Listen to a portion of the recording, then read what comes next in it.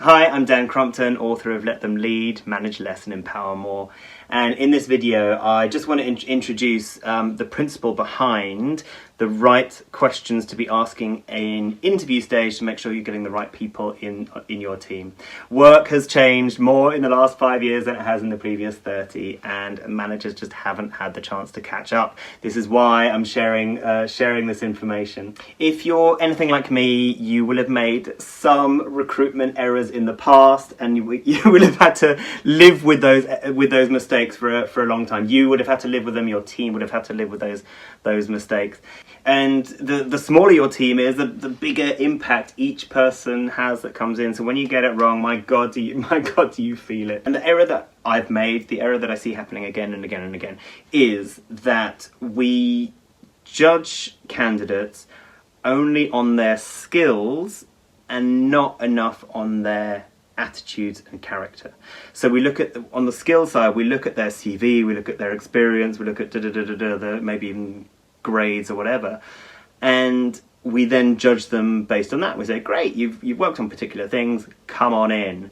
But I'm sure you've worked with people in the past who are brilliant on paper, right? They can do the job with their eyes closed, they're really good for whatever level they're at, they're really good at the thing, but they're still a nightmare to work with, right? There might be something else, they might be a bit tricky, or they might have interpersonal clashes, they might be a bit lazy, they might not be coachable. And all of these things are so important when we're working with people for God knows how many hours per week. It's so important.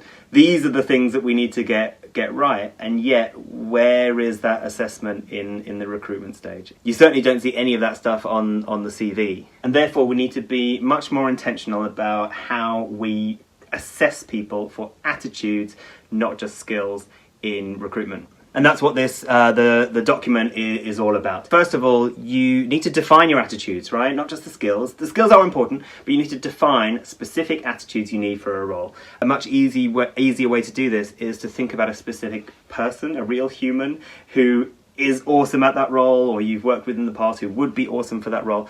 That then gets you to start, makes it a little bit easier to identify specific attitudes or characteristics that you need in a role. It might be coachability. It might be someone who just takes ownership and gets on with stuff.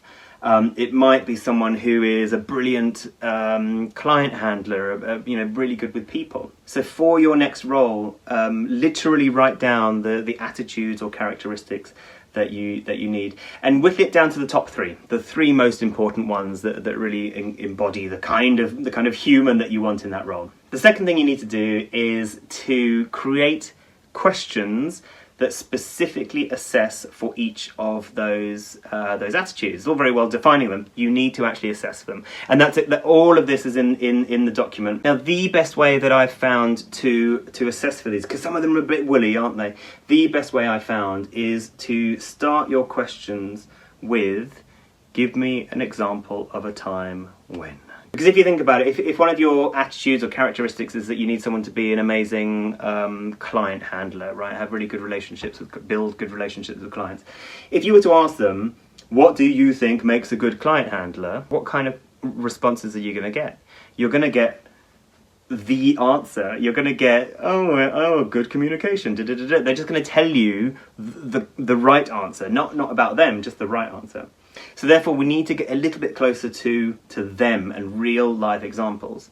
But if you keep it all positive, so if you ask them, oh, can you give me an example of a time when you've been a brilliant client handler?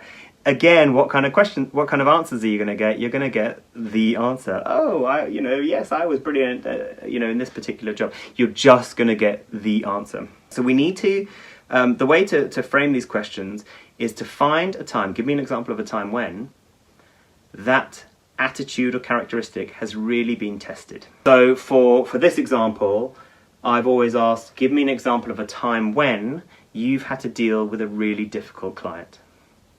How did that go? Because then we're not trying to catch people out, we're just trying to get to real stories of when they've been a little bit challenged, a little bit on the back foot, and what happened.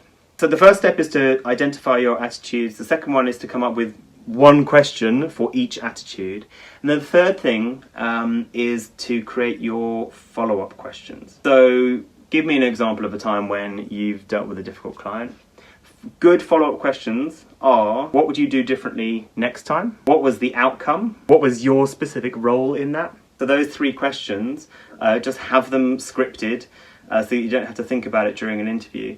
And that way you dig a little bit more deeply into the questions. What would you do differently next time is a great follow-up question. It really tests or assesses their coachability, how open are they to kind of self-reflection and learning.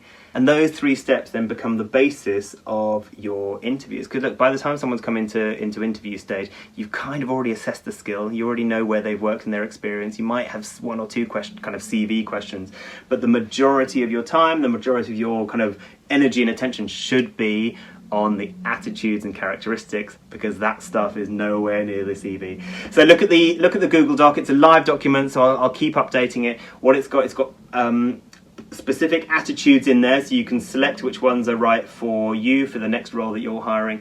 And it's got some sample questions in there, both the give me an example of a time when questions, as well as the follow-up questions to really dig into those stories. So good luck with your next hire. Hopefully we can all stop making hiring mistakes with some of this stuff in place. So let me know how you get on. I look forward to hearing from you.